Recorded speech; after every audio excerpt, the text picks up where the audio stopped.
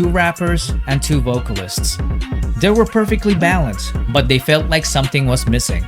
Perhaps someone was missing.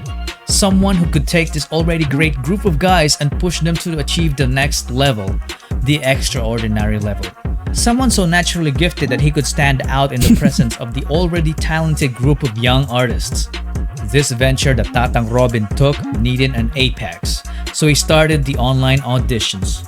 When Josh heard about it, he was like, I know a guy. Si Philip. Philip John Suson is such a specimen. He was so natural. What is up mga repa? Ayan, Zach Meister nandito na naman at pagpapatuloy lang natin ng Zach Meister Reacts SB19 edition. Ayan, so pagpapatuloy lang natin yung ating pinanonood na series From Casual Chuck SB19 Story Episode 1 this time. So tapos na tayo sa episode 0. Sa mga hindi nakapanood, check nyo lang yung previous link mga repa. Nag-react tayo sa episode ni Casual Chuck kasi nga sabi ko doon, gusto ko pang mapag-aralan mabuti at mag-dive deep sa mahali mga repa. Huwag na natin patagalin to. Simulan na kagad natin. Ang title ng episode natin for today ay Sound Break. So kung alam nyo nang gagawin nyo mga repa, let's go! Okay, again, episode 1, Sound Break. Shouts again kay Casual Chuck. So sana payagan niya ulit tayo na makapag-react sa video niya mga repa. Ayan. So kung di nyo pa siya kilala, alam ko namang kilala nyo na. Check out his page, Casual Chuck. Let's go! 2016. Ano to? Ay, Korean yung kinakanta.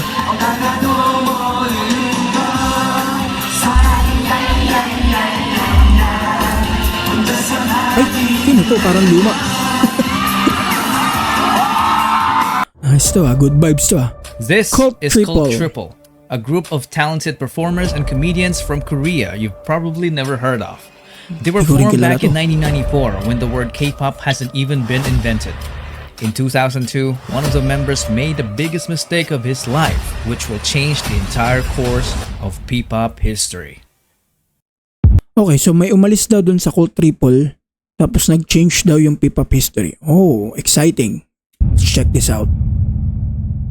Episode 1, Sound Break. Let's go.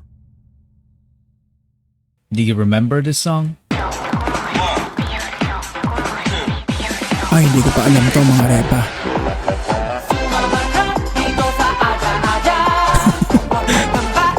Hindi ko alam to mga repa. Oh! Okay. It all started with this man, Jong Song-han. When he left the trio in 2002 to become an entrepreneur, Cult Triple became Cult 2. Cult 2, naging Cult 2 na lang kasi umalis daw tong isang member. Sa South Korean comedy duo consisting of Jang Chun-woo and Kim Tae-gyun, formed in 1994 as Cult Triple. In 2002, Jong Seong-han, as si Jong Seong-han yung umalis. Left the team, after which Chan-woo and Tae-gyun renamed the team the current name. Their syndicated talk radio show Cult 2 airs via SBS Power FM. Okay. Most of their fans definitely thought that Song-han's decision was a huge mistake because the remaining members started racking up different awards in the entertainment industry. If he only stuck around, he would have gotten those awards too. But this man's decision... Okay. So nung umalis tong pangatlo, yung isang member ng Cult Triple, naging Cult 2. Doon nagsimula sumikat yung Cult 2 tapos nagkaroon ng mga awards, parang ganon. Okay. was final. Pero ano pa rin connect? Tignan natin, panoorin natin. He used all of his savings to build an event organizing company called ShowBT Entertainment. Oh, okay. Okay, teka. So yung umalis sa Cult 2, o sa Cult Triple na si Jong Seong-han, siya yung may-ari ng ShowBT. Na parang agency na, oh, okay. He used all of his savings to build an event organizing company called ShowBT Entertainment. Oh. Yep, I'm talking about Tatang Robin. Tatang... Ano daw? Tatang? Sorry guys. Sorry mga repa, mga fellow ulitin. Hindi ko talaga kilala itong mga to, pero ulitin ko lang ha. So si Jong Seong-han umalis, siya yung nagtayo ng ShowBT sa Pilipinas. Galing naman. Tas Korean siya. Industry. If he only stuck around, he would have gotten those Tapos ang awards. tawag sa kanya Yep, ay I'm talking about Tatang Robin. Tatang Robin. Tama ba? Marepa? Okay. Tatang noticed how passionate Filipino fans were during the rise of K-pop, so he wanted to organize Nakakabilib lang mga repa kasi parang ibang lahi pa yung, 'di ba? Ibang lahi pa yung nagsimula, 'di ba? Ibang lahi pa yung may kagagawan pala nitong mga to. Ang galing lang. K-pop concerts and events that promote Korean and Filipino culture. To Galing. make that happen, he needed entertainers, a group of young people that will be part of the package of their service as an event organizer. We are talking about people who can do dancing, singing, and even act as servants like waiting tables and assisting guests. So he held an audition and hundreds of young talents applied. 30 of them passed as trainees. They were then galing. called Nara, which in Korean means country and is the national tree of the Philippines. They went to multiple events together, including the fan meeting event of the K-pop group called Off-Road. I can't find Hindi ko alam to. my lady. 널 향한 traffic. After numerous events, Tatang Robin saw something special when it comes to Filipino talent. Nakakatuwa no. I mean, nagulat lang ako. Nakakabilib na Korean national pa pala yung nagsimula nitong mga to dito sa atin. Galing. He realized that some of his trainees were far too talented to just end up as small-time performers. So he decided to launch the first P-pop boy group that underwent strict Korean-type training. Out of the 30 trainees, only few have made it. Oh. So, ito yung mahalima. Ayan na. Jan Paulo Nase. Nase. He always wanted to be a performer. As a young dreamer, he joined several competitions as a soloist and also a member of the K-pop dance cover group called PHP. As a trainee, So, ito pala nung episode 0, PHP. Dun pala kasali si Pablo. he was the guy who shows up early and leaves late despite juggling a full-time job as a data analyst to provide for his family. He was the first one selected due to his undeniable diligence and leadership qualities. He is known to have critically acclaimed songwriting ability, a badass rapper, and was often dubbed as a genius, but Sobrang galing naman talaga ni Pablo. I mean, genius talaga siya. May ko-consider siyang genius. Songwriting, paggawa ng kanta, pag-mix. Ano pa bang hihilingin nyo? Pati yata instrument di ba? Sobrang galing naman talaga ni Allbap, mga repa. At, tinan nyo, kung gaano siya ka hardworking. Kaya siya napiling leader. Kasi siya daw yung hardworking. Parang huli daw siyang umaalis sa practice. Siya pa yung pinakamaaga minsan dumating, di ba? Galing. he consistently work denied pays it off because talaga. he claimed to be just a hard worker. This made him the destined leader of the group. He debuted with the name Sejun, but later changed his name to Pablo. Oh, galing nun. Ngayon ko lang nalaman yun. Sejun pala dapat name niya. Now that the methodical leader is chosen, they needed more members. Tatang Robin just got a genius composer in Pablo, so they needed someone who can dance. And this next guy is exactly that. And even more.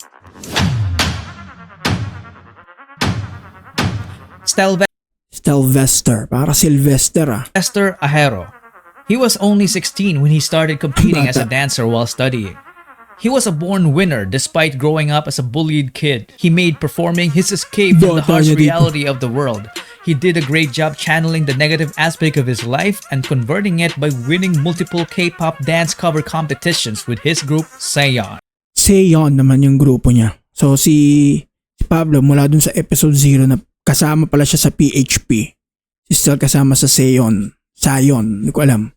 So yun nga no, ang galing. May mga ganito palang grupo. Ngayon ko lang nalaman. Ang galing. He is also a hard worker.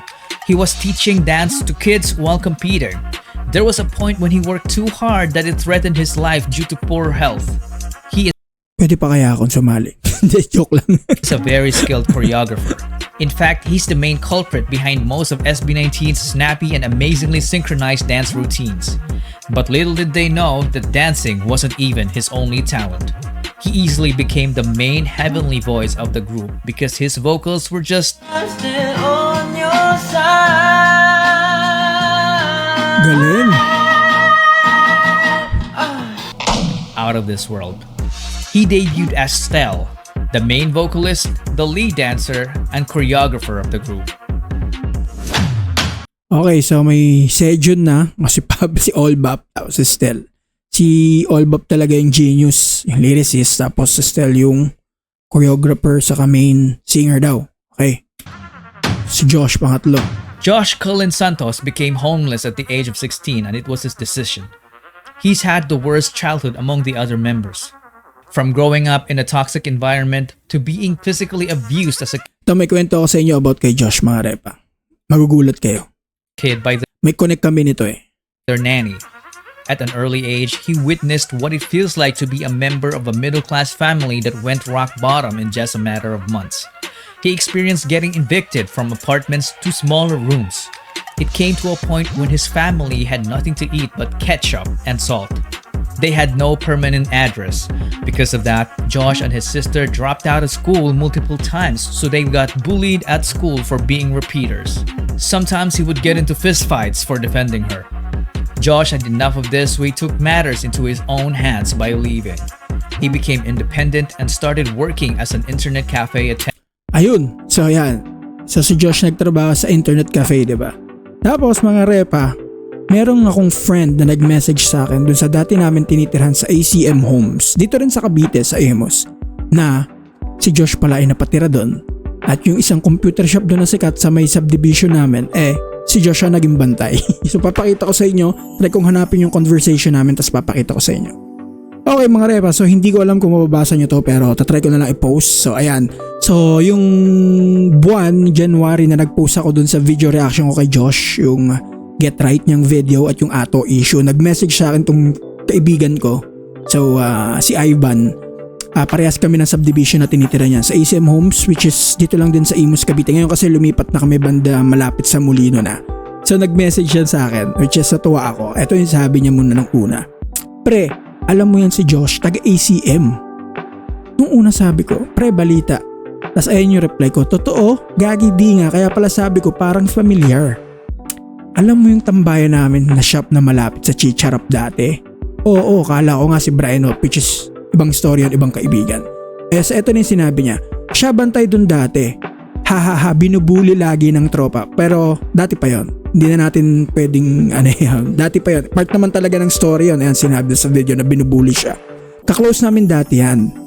Dota boy, nalalabanan namin sila pero bawal sila manalo. Tapos yan, fast forward, seryoso, kailan sila umalis dyan? Ito yung reply ko. Ito yung sabi niya, wala siya pamilya.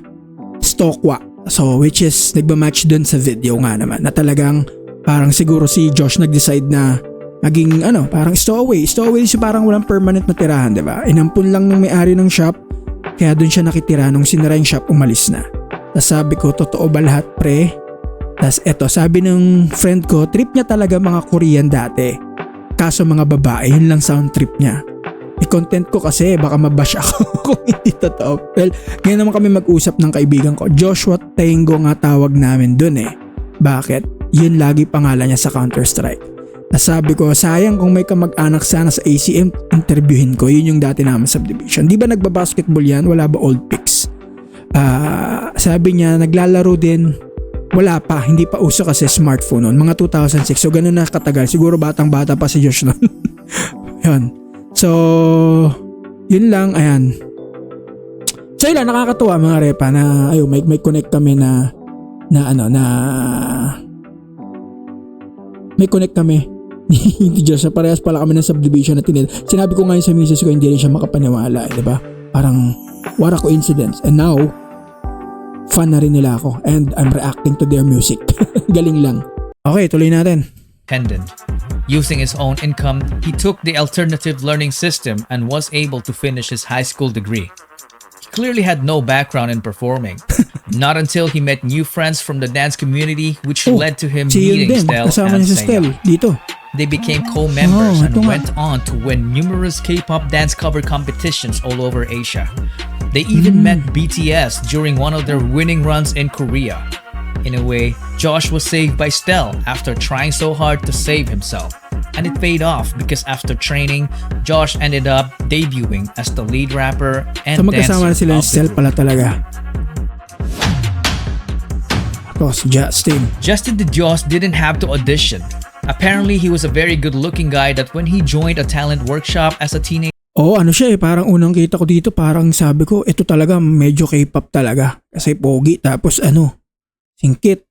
Sabi ko, Show BT immediately took notice and offered him to become a trainee to improve his singing and dancing skills. He was one of the late joiners, and when he did, he immediately saw a familiar face in Josh. You look familiar. Apparently, the two had a stint in performing together in a K-pop dance cover group called Zero to Hero. okay. So kasama pala sila sa Zero to Hero. Naalala ko rin to dun sa episode 0 eh. Sa magkasama si Josh at si Justin doon. Tapos si Sel at Josh sa Sion. Tapos si Pablo lang yung sa PHP. Nagigets ko na isa-isa. Hey, welcome to my world, let's do this. Oo nga. So yun si Josh. 어디 가도 분위기가 higher. 비행기 밖은 너무 시끄러워. So Justin as well wasn't new in the world of performing. He auditioned to be a Mas nagigets ko na dito sa episode na itong mga repa. Kanina kasi medyo nalilito pa ako eh. So, well, okay lang naman kasi pa lang yung parang introduction pa lang. Pero ito mas nagigets ko na siya dito sa episode na to. part of the Galing. televised Pinoy boy band Superstar show, but he didn't even make it to the live auditions. Perhaps it was fate. He didn't have great singing skills at the time. It was only when he became a trainee that he improved astoundingly in the vocal department. He went on to finish his college degree in multimedia arts while training, which earned him a skill in filmmaking.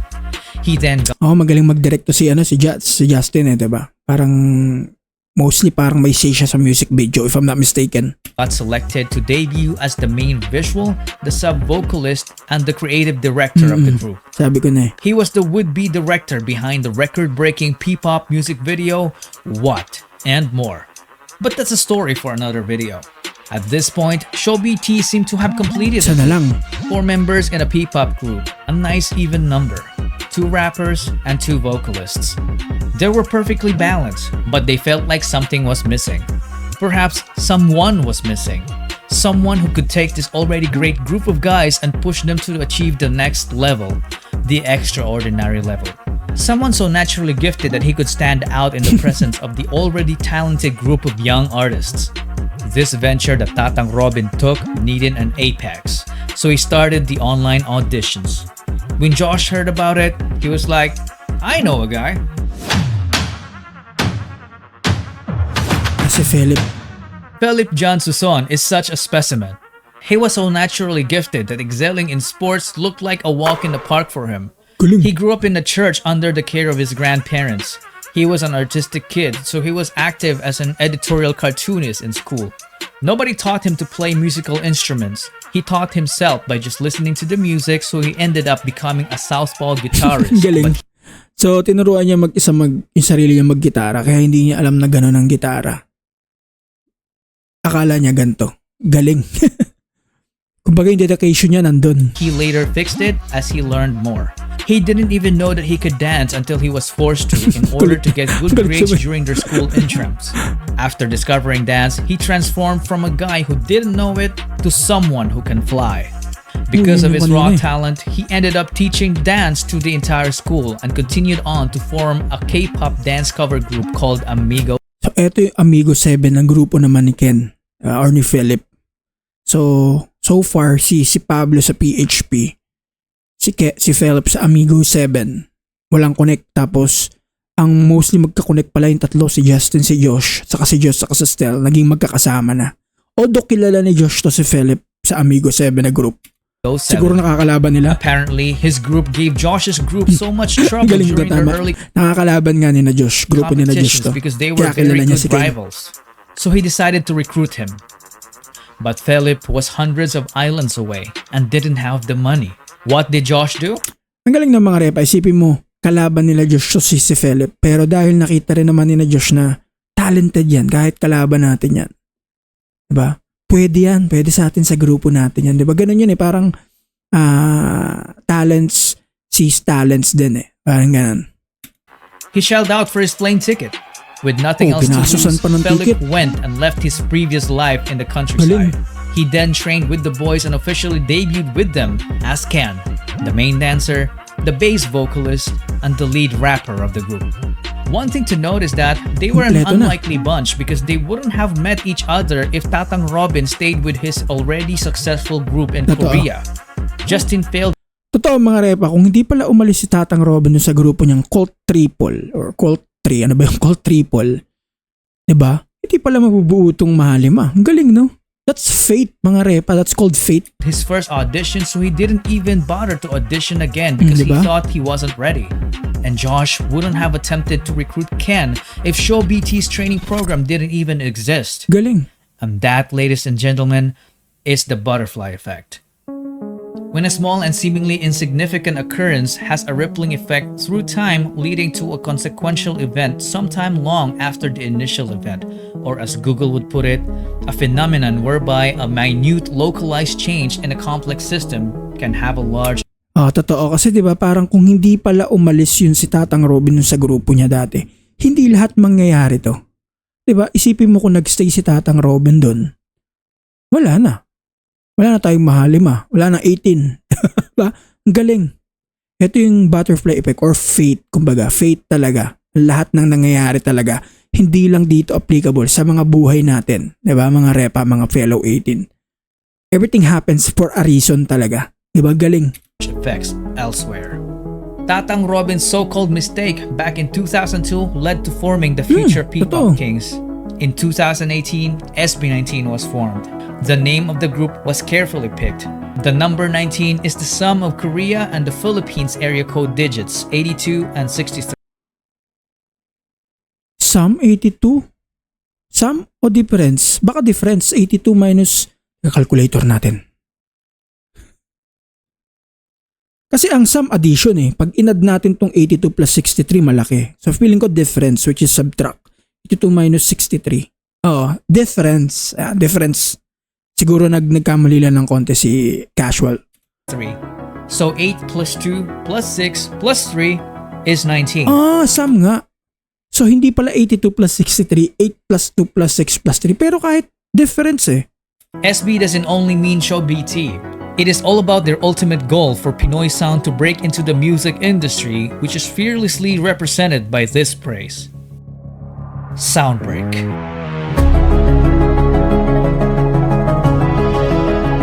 So yung SB pala ay soundbreak. Tama ba ako? Galing. Okay, I think that's the end of it. Yun ay end nun mga repa. Again, thank you so much kay Casual Chuck for this video. And may natutunan ako. Dami ko natutunan this time sa episode na to. Sobrang nakakatuwa. Na ganun pala nagsimula. And nagets ko na yung mga grupo-grupo nila. So that's it for story episode 1, Soundbreak mga repa. Kung gusto nyo pa na mga susunod na episode, i-react natin, alam nyo nang gagawin nyo. And maraming salamat sa pagsama sa akin kung umabot kayo sa dulo. Ako po si Zackmeister. Thank you very much. Goodbye. Mwah. And good night. Bye.